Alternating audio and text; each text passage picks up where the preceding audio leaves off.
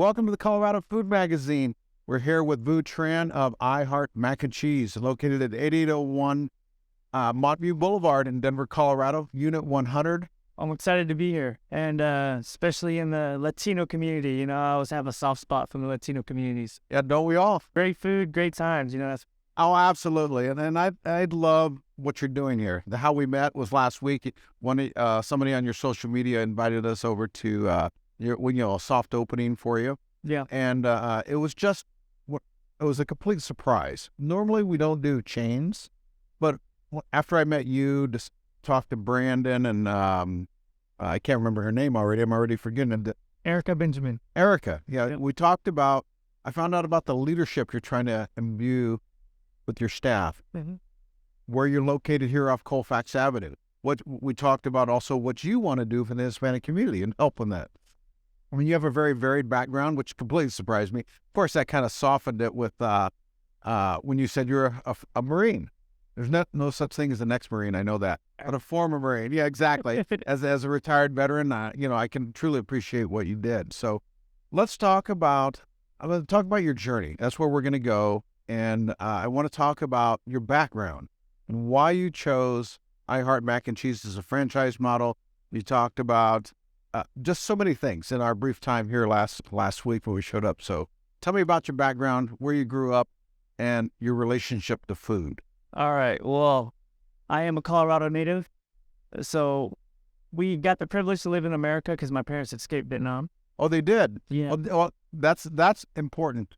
So you're a first-generation American. First-generation American. And you're already a successful American. I want to jump through your parents' thought processes, yours, what they tried to input to you to make you a successful young man. It sounds like they've done that. Yeah, I think the biggest thing that my parents did for me, and it was very like it was a big blessing. They gave me courage. I've always said this to people is that all you need is courage because life is scary. A lot of things that are, things that you don't do are just scary. But if you have a good support system that gives you the courage for your big ambitions. And that's your parents, the foundation? Yeah. The times when I sit down with my mom and I'm like, I'm scared of getting in the restaurant industry. I've never done this before. She's like, I'm not scared. And just saying that one line made a complete difference, on what my perspective was. And no matter how old you are, how much experience you have, things are scary, but you just have to have the courage to kind of fight through it. So it's kind of like how my parents escaped Vietnam. They were on a boat. There was lots of people that died, really? From living. Yeah, it's like they're on a small boat. There's a good Netflix movie out there called Swimmer, and they talked about the Middle Easterns and how they had to escape, and some of them actually went on a boat, and it was like an inflatable boat. So my parents were on a motorboat. That takes courage. Yeah, it was scary. They're early 20s, escaping, and then they ended up landing in Colorado. Didn't speak English, worked multiple jobs from IHOP to pizza as a delivery driver. My dad's an incredible man. He graduated at Metro in 3 years as an engineer. Oh, really? And I think that, people that have less, they have less to lose. And I think that if you have that mentality throughout life, you end up having a lot more success because you're not in that scarcity mindset. So I have 5 brothers and 2 sisters. And I was just talking to some foreigners yesterday. It's like, if they had the correct mentors and the resources, and even coming to the United States and not being able to have English as your first language is even a big challenge itself. So what do you end up doing? You end up, connecting with your own community. Like what I see in the Hispanic community. A lot of people, escaped and come from the border, and they're trying to get a job, and what do? You get insular, you get isolated, or not isolated, but you stay within that tribe. Yeah, it's because, you're scared of people taking advantage of you, and there are people that use that as an opportunity, but they stick together. They share each other's resources, and they're trying their best. So I think that's what my parents really did, was that they really embodied that courage. And that's what I see with a lot of foreigners that come from different countries is how do they really use what they have, and now they're coming into a brand new land where they don't even know how to use the phone numbers, right? Or being able to. I'm old. I barely know how to do that stuff. and that's the big difference was just embodying courage in me. And when I wanted to do something ambitious, they taught me how to kind of think through it and just go for it. Just go for it. Well, that's one of the things we see at the Hispanic Restaurant Association, what we do. Like we're with the Community College of Denver, we have the Food and Beverage Language Institute. We recognize the language barrier and the culture barrier, and we're trying to do that. We're going to stand up a new kind of a model called Phantasma Eats. We'll probably have our first within the month. It's an end-to-end turnkey model for whatever food that somebody wants to bring to the table. They have to use our systems because, once again, as we talked, prior to this, there's a process in running a business, not just like, oh, I brought in $1,000. What do I do with that money? So there's a trackable system. That way they can work on their business, not in their business all the time. Yeah. And it's very similar to, when my parents came here and the way we grew up, we grew up with government assistance, right? The safety net. Yeah, that was a safety net. And then we transitioned that. So with my background growing up, I went from Denver, which it was a little bit rougher. And then we moved to Aurora, which is a little bit of an upgrade. And I can see you laugh on that one because I grew up I grew up in a mud house. Yeah. No running water, no electricity, no indoor plumbing. And then when I moved to the projects in Kansas City, projects would be called the slums or whatever you want to call it nowadays. But that was an upgrade. Had running water, had electricity, had all these different things. So but anyway, go ahead. I'm sorry. That reminds me when people say that. I'm always appreciative of what I have now. That kind of gives me an actual time when I think I was like 5 or 6, and when we traveled to Vietnam to visit, and there was no running hot water, and I was a kid, and I was crying, and my mom had to boil hot water for me to take a hot bath. Oh, really? So, yeah, so that kind of humbles you a little bit. Yeah, we did that as a child. That's what we did. Yeah, yeah. So that's just and now we got first world problems, right? So exactly. It's my latte, right? Yes, no Wi-Fi. But yeah, growing up, I grew up rough, and I was trying to figure myself out. I hung out with people that weren't great. I hung out with jocks. I hung out with, you're trying to find an identity because you're trying to be able to figure out where's the right direction. And what I always tell people is that when you ask your friends and your family on the same type of not only economics, but mindset, you're getting the same type of results. So you need to find a good mentor. So my entire life, I was always looking for a mentor. And I remember going to this event and they asked the crowd, do you have any questions? And I asked, and I was like, yes, I have a question. I was like, how do you find a good mentor? And how old were you? I was probably like 25. Okay. So roughly about 10 years ago. And I said, how do you find a good mentor? It's like my whole life I've been trying to look for a good mentor. And he gave me such a profound answer, and it was simple. It was, you can't find one good mentor. You have to find multiple mentors for different things. You might find a mentor for a relationship because they have a very, strong relationship with their partners. You might find a good business coach. You might find somebody that's maybe good with religion. So you have to be able to find multiple different ones, because for me, I would find a mentor and I would see that they would do something that was not on a high level of integrity, and I was completely turned off by it. And I just stopped listening to them. But they were maybe great in business, or they might have been great with whatever that skill set was. So after that, fast forward, I wasn't the brightest student in school. It's because maybe my ADD or my inability to read. And, I just kind of just went through it. I went to college. I really wanted to graduate early. And what'd you go to college for? So it was a little bit of logistics and finance, and like management. So I dropped out in 2007, flew to the Bay Area, and then flew back, drove trucks, and tried to start a landscaping company.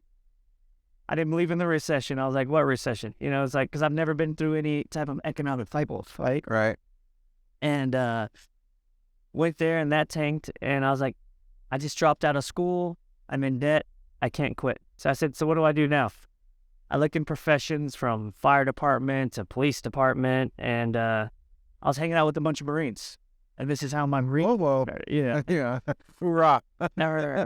So I was actually hanging out with a bunch of recruiters, and How'd you meet them? So my aunt was married to a Marine. Okay. And I stayed at their house because I asked, hey, I need a place to stay. Can I stay at your place until I figure my stuff out? And I was working at Nordstrom's, this is where my design mind came, because they put me in fashion jewelry, fine watches, and it was weird. I had to dress up women with jewelry. It was the most awkward thing I had to do. And then there was one day, maybe the Marines were really good salespeople, but they were like, hey, Vu, do you want to be mission maker? Because they had to meet mission. So I talked to my uncle, and I decided to drop joining the police department, and then I joined the Marine Corps. I said I'll do it for 4 years, and I'll come back, and then, I'll just do it for the experience.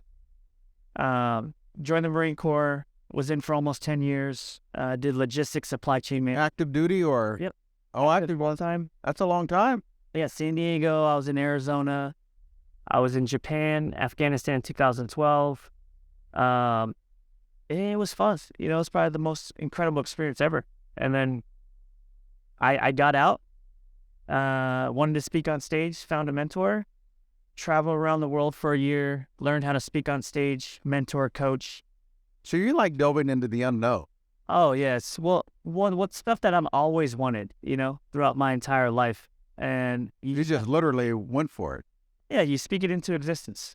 That's exactly what you do. You'd love Celine, the co-founder of the organization. She's very, very much like that. She's like, I told you, John.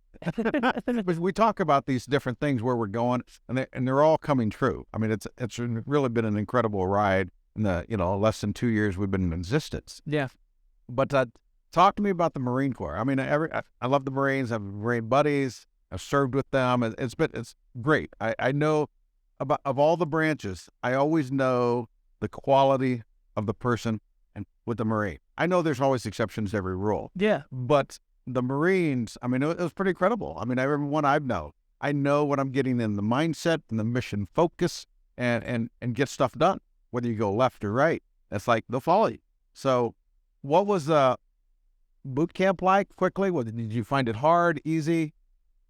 And I'm asking that for a specific question because when I had a pretty hard life growing up, rough neighborhoods, blah, blah, and it was so easy for me. Yeah. Maybe that's the Navy, but... I think that it's what you say, what you see, and what you hear becomes what it is. And that's why you'll always hear me say the term, it's easy. Because when you start convincing your mind that it's easy, it ends up being easy. So when I was in boot camp, the hardest thing was probably the endurance, staying up for like an entire week where you're walking and you're falling asleep. But I still remember sitting down and I read the 14 leadership traits. And one of it was endurance. I was like, that's what leaders need to do. So I say boot camp overall was just a mental check to see where you are mentally. Physically, it's not really that bad, but it's really a mental game. It's so interesting. Use the term endurance. And just prior to Mario and I were talking, the people we look for, because a lot of people say they want to help, they want to do, but it's just that hour or 2 or 3, then this is too hard. Yeah. We look for people with one of the big terms that I used in the service was your ability for sustained operations. Yep. Which is endurance. And I've been using that a lot recently because I'm just falling back on what I knew, trying to describe what the type of people I'm looking for.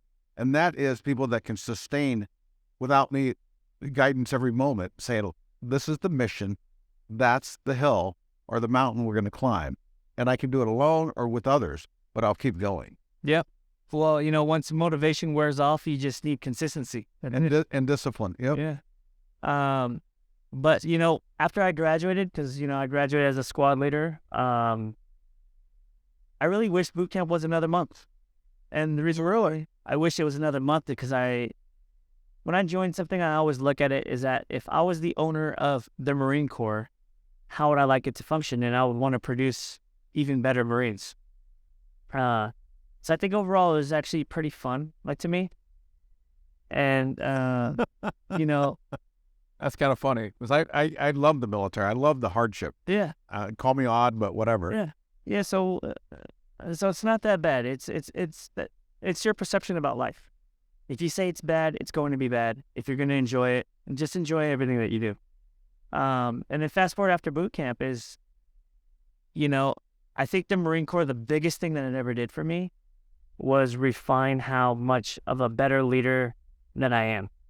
It really gave me these challenges. It really gave me these key skill sets of what I needed from leadership traits, leadership principles, our core values, and how do I embody those things? How are you transferring that? So I want to talk about leadership. That's one of the biggest components of the success of the HRA. Obviously, you do it here. And that's one of the things that really made me think, I have to interview this guy. Because once again, we don't do change, but there's something here that you're doing that I really want to put out to the world. Yeah. This is leadership. Our success will rise and fall on the quality of our leadership. Yeah, so, I think, so I remember when I got promoted. So I got promoted as a corporal 11 months from the day that I stepped on the yellow footprints. Oh, really? And that's an early promote. Yeah, so I got meritorious promoted as a corporal. And I remember the leaders threw me in front of 46 Marines. My knees were shaking uncontrollably. And I was scared, and I've never felt that feeling before. And now I could speak in front of tens of thousands of people, and I have no issues at all. And I think learning about leadership, and really it's an ongoing practice about leadership, is extremely important. Because you're always refining it. And when I was in the Marine Corps, we always asked this question, is that define leadership? And the funny thing was that when we defined leadership, the answers that I got were examples. Leading by example. Good or bad. Yeah, like they would just give me examples, but they would never give me a defined definition. And it was funny, at the time when we actually Googled it, there was no actual definition for leadership. And that was that crazy. So now, after doing the research, we've figured out that leadership is to inspire. That's all it is. Like as a parent, as a friend, as people that just met each other, it's like we inspire each other because we're doing things and we want to be able to go out and go inspire people. And that's what leadership really is. But now when you fine tune it within your business or within your family, it's how do you set those core values up, and then how do you lead people to a direction that you all believe in? The art of influence toward a particular goal or mission. Yep, absolutely. So that's what taught me in the Marine Corps. And probably one of the biggest things in the Marine Corps that was the hardest thing that ever happened was when I went through counterintelligence, human intelligence training. Now, that was probably one of the hardest things I've ever done, because I had to learn how to read. And like I told you before, I didn't really learn how to, like I knew how to read words, but I didn't know how to comprehensively read. Interpret, absorb, and you change it to where it fits. I call knowing something intellectually versus emotionally. Yeah, but I wanted it so bad. And when you want something so bad, I would literally sit there and I'm going to learn how to read. I'm going to learn how to do these things. And I sat there and just read all these legal documents until I got it. Oh, really? I just beat myself through it until I really got to understand it. And then from there, I passed through the actual interview process, which was several hours with a bunch of professionals that have been in the industry for a long time. Went through training in Japan and in Virginia, and that was probably one of the greatest experiences in my life, because the first 4 years in the Marine Corps, I'm telling you, I was that poster child of a Marine where if the Marine Corps didn't give you feelings, then you shouldn't have them. Oh, I understand that. But that's how I was. Like I was a robot. And it really humbled me down. And the number one book, and I'm a really big advocate for books, the book that changed my life was How to Win Friends and Influence People. I've read that. I read that as a young man. Yes, and that changed my life because everything I read in that book made me realize that I've been looking at life in my tactfulness with people were completely wrong, and this is not the way you lead. So I shifted the way that I led, and I led with influence, and I led with care, and I led with my heart rather than us as robots, because human beings are emotions. That's all we are. We're a bunch of walking emotions, and that's what people don't realize, right? It's just our skin, but we're walking emotions that you have to be able to navigate as a leader. Right, right. Yeah, and each person is different. Yeah. I always think about like the window. I'll use that the window I'm looking out right now. You and I could both look at that window, looking at the same square footage, but because of our biases, our backgrounds, our traumas, our family life, whatever we've done, we're going to come away with a different look. And I always, I call it I think the correct term is the Johari window. I remember that from grad school. And it's just the four panes. How you look at it, how somebody's looking at me, how I think they look at me. There's some derivatives thereof, but you're exactly right. It's I've read that book, Think and Grow Rich, influenced me too as a young man. Because I could have gone down that bad path. Yeah. So, okay, so how would you define a good leader? Before I get there, I always want to talk leadership. I think is so crucial in today's environment. We have our own model called the 5 pillars. We have people from Harvard, Johns Hopkins, myself, my background, the U.S. military, Delta Force, or as I say, the joint. I can't remember the term. No, but anyway, is we talk about cultural ethos, meaning your perspective, my perspective, trying to get those together. Education at all levels, teamwork at all levels, from the CEO and president down to the line guy, and we all have to be aligned on that teamwork and support not only vertically but horizontally. And then relationship building, and then back to the cultural ethos, that reinforcing cycle, and then work on each part. So that's the best. I have a master's degree in organizational leadership, and I'm like, well, what does leadership mean? People are like, you need to lead, and because I always heard as a young man, you need to be a better leader. I'm like, oh, what does that mean? Yeah. So, but anyway, define what a good leader is, and how you're taking what you've learned and what we discussed into this and influencing these young people. I think what builds a great leader, and when I talk about wealth, it's really an analogy for me. Wealth is just not about money. You could have wealth and happiness. You could have wealth spiritually, right? You could have wealth mentally. And I really believe that great leaders pass on the knowledge that they believe it, because too many leaders try to hang on to things and try be the end all to be all. Yeah, and they don't want their people to grow because they feel that competition.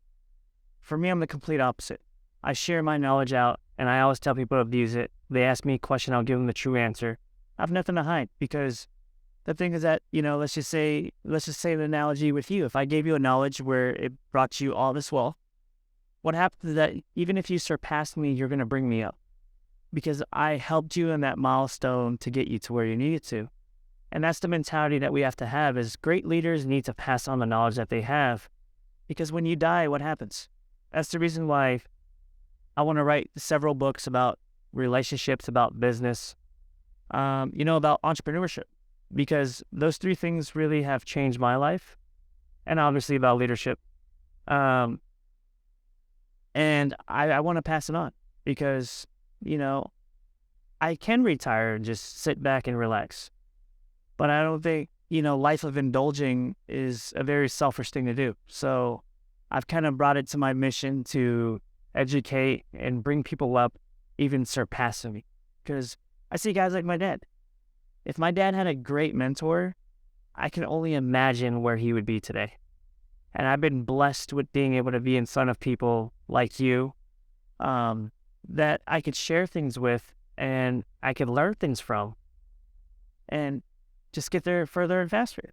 It's very much like our vision statement to educate and elevate the Hispanic community across a multi-generational spectrum. Mario and I talk a lot about leadership, how he's taken the ball and run with it. Yeah. He just was like, we need to do this. And it's been a magnificent thing he's been doing for us as an organization. So tell me, I'm going to shift a little bit back, leadership, how you're going to pass this along, what you're doing. What was the best meal you can remember in the Marine Corps? Ooh, the best meal in the Marine Corps. Or memory. Doesn't have to be the best meal. It could be on a hill somewhere. It could be in a foxhole. It could be in the chow hall. It could be, out in the town. The best memory I think I had to have was, there was a group of us when we were traveling to Afghanistan in 2012. It was a group of people of all different colors, where I learned how to bachata and, with the Jamaican community, and, we ate some great jerk chicken. But when we used to walk at night, we used to walk, What? we used to walk the streets at night. and we were with our rifles. The biggest thing that we did was that we started singing. So I know I'm younger than you, but during my younger times, Back in the day. Oh, see, but back in like when we were younger, it was cool for guys to sing Backstreet Boys and NSYNC and just sing. oh, I do that. So the biggest thing that we actually saw was Music and food. music and food. So we used to walk the streets and we used to sing as a whole. The walk the streets of the villages. Yeah, on base. Oh, okay. So I was on base in Afghanistan. But the best meal I think I've ever had was when I was in Afghanistan and someone shipped me some sriracha, and it made me feel like I was back at home. So when I had sriracha and it was with the chicken cordon bleu, and that's the reason why I'm a big chicken. And it just took you back. It just took me back home. And it's just a funny thing. There's just a bottle of sauce that I had. I was like, wow, it's amazing. And it just makes you feel at home and it puts you completely at ease. So that was probably one of my best times that I've ever had. There's several good times throughout my entire years, but that's the one that's most memorable because it had that cohesiveness. Right. And I still, keep in contact with everybody, and everybody still remembers that memory during that time.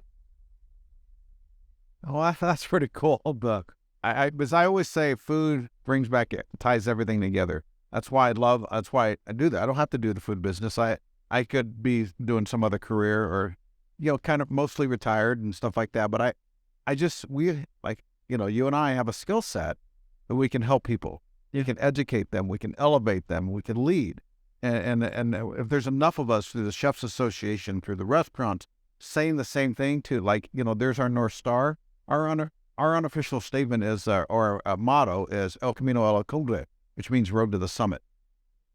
And we're always different. It's better when we go together as a team because there's different gear needed. There's different people. There's different skill sets to climb that mountain. That's how I think, like that. And then it's better when we're together. It's easier to scale that mountain. It's easier with the support system you talked about earlier. So that's what we're trying to do at the Hispanic Restaurant Association, is not do all the work, just be a support system and that North Star, and have people like you, people like Pablo Aya and Manny Badea and Celine Nestor and Mario, just saying, yes, you can. And just with that little bit of hope, you'd be amazed, just like your parents when they crossed on that boat. They're like, we're going to that North Star or that shining city on the hill. Now look, X amount of years later. Yeah. That's a pretty incredible story. Well, kind of talking about, so one of my mentors when I was speaking on stages, he actually said, and it's a complete true statement, it's that birds could fly further on an empty stomach together than they can on their own. And it's just something, it's like that energy level that we all have of being able to go. It's like, it's the intangible. Yeah. Yeah. It's like when all of us are tired and hungry, no pun intended, is that we'll go further together. It's just about having that big vision. And I think absolutely, let's all reach that summit together. Exactly. So tell me, we've been going quite a while. I mean, I get lost in these conversations, but that's the beauty of this. We're trying to tell the story. It's over food. I'm a common background with the military. What are your 3 favorite places to eat at here in Denver? 3 favorite places. I know that's you're probably going to hurt a few feelings here. That's not my intent.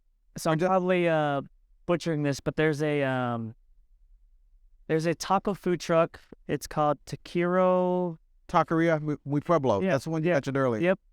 That one is on, I think, 23rd and Federal. Okay.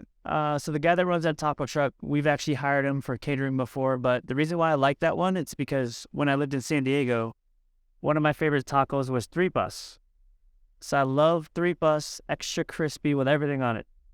And that guy makes it right there. It has to be cleaned correctly. It has to be cooked correctly. The second one that kind of brings me back when I was traveling to Asia, it has to be Hop Alley. And because they have these peppercorns. And, peppercorn makes your mouth numb, and it's a completely different spice than it is with like a habanero. So I really like their chicken there. And my third favorite one has to be Hillstone. That's in Cherry Creek. That one is good because they make some really good French dip. It's probably one of the best French dip places I've ever had. Hillstone? Hillstone and Cherry Creek. Yep. Okay. Okay, great. That's good to know. The audience will hopefully visit a few of those spots. So what made you choose I Heart Mac and Cheese as a model to do what you talked about, lead? Yeah, so when I tried, it honestly has delicious food. First time I bit into the grilled cheese sandwich, I was like, What's the name of that one I ate last week? it's called the best of both worlds. Oh, yeah, I'd travel across town for that one. Yeah, so that one, you know, with the pasta. Yeah, so with the pasta and cheddar and the short ribs and barbecue sauce. And I like to add jalapenos with mine because I like a little bit of spice. You know, that one's delicious. And when I took a first bite into it, 2 seconds later, I was like, wow, that's amazing. That's what I said. Yeah. Yeah, like, you know, it's amazing. Like, I've never had a grilled cheese sandwich like that ever before. And I think I Heart Mac and Cheese, you know, with the grilled cheese sandwiches are delicious. And I kind of want it. And the process wise, you know, as a restaurateur, you know, process is key. You know, when you have fryers and you have to get hoods and you have to get top grills, that changed things. So when we saw the process, it was very standardized and how people went through the entire process. So that was amazing. At the same time, it's just, you know, I just love the concept. There's nothing out there like it. Yeah, and it's a comfort food driven. Yep. It really Yep. really is. But I grew up on mac and cheese. I love mac Yeah. and grilled cheese sandwiches. Yeah. Yeah. And barbecue and all that. So when I We used to make them in a pan ourselves. Right? exactly. And like I said, I was sitting over there at that table, and I was like, what did I order? This is amazing. But somebody recommended it. I'm like, sure. When we came here as a social media invite, I didn't know what I was getting into. I just want to support restaurateurs in general. And that sandwich was amazing. And I was telling Mario, I'm like, I'll travel across town for this one. Well, thank you. And so good job there. So what are you trying to impart to your employees? To all your knowledge? Did you have a leadership meeting when I walked in here? I learned. Yeah. Yeah, so that's a big thing that we do is, you know, every Monday we have a leadership training and it's consistent improvement, right? Because 3 things you should really focus on is your personal life, your professional life, and your financial life. You know, how do you get there? So, you know, we do leadership training, and one of my big missions is honestly, I could have retired about 2.5, 3 years ago. Made a steady income. I was going to move to Thailand when COVID happened, sit back and get 3 massages a day. And I really considered it. And I woke up on a Sunday morning and something just embodied in me. I can't explain the feeling, but it told me, how can you be so selfish? And the restaurant, honestly, I put my hats down and I have a completely different appreciation because the restaurant industry is the hardest business to get into, right? It's the most appreciated business. How hard they work. Oh, it's hard work. Yeah. They don't work 24/7. They work 28/8. Yeah. Like 28 for sure, 100%, and every single moment. But, you know, it's one of my goals is to really get these 50 restaurants because I want to inspire restaurateurs. And when I ever talk to restaurant owners, like I said, you should think big. You should go bigger. You should set your systems. You should be able to, you know, learn how to become a better leader so then you can embody people and to replace you. Like for me, one of my goals is to replace myself as the CEO of Full Circle Restaurant Group so then I can have somebody else do it. I have 7 other siblings, and if they have no interest in this business, then I'm okay with that.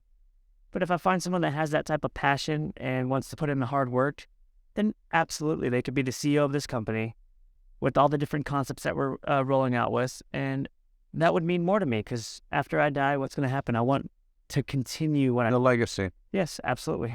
Oh, very good. So we're going to wrap this up. I mean, what would you have for us? What would you want to tell the restaurant community through, you know, obviously you want more customers through here, get 50 restaurants. What piece of advice or what book would you have everybody read? What I would say the biggest thing for restaurant owners is one thing I would say read Traction. Traction's a great book that so it talks about EOS systems. It's entrepreneur operating systems. So it'll help you with your core values, with your core focuses, and all these things that you need. The second thing I would say is, you know, I love what you guys are doing. Because for me, I really believe that the restaurant community needs to stay more connected instead of thinking that there's competition. There's plenty of stomachs to feed out there, right? Let's just all work together and let's all hype each other up and let's all make each other even better. Because I think that that's what's going to really collaborate, right? During these hard times, food prices are going up, and a lot of things are changing in the economy. It's like we have to stick together. How do we promote? How do we do events? How do we, co-promote and market? How do we figure out how to actually lower our food costs or labor costs?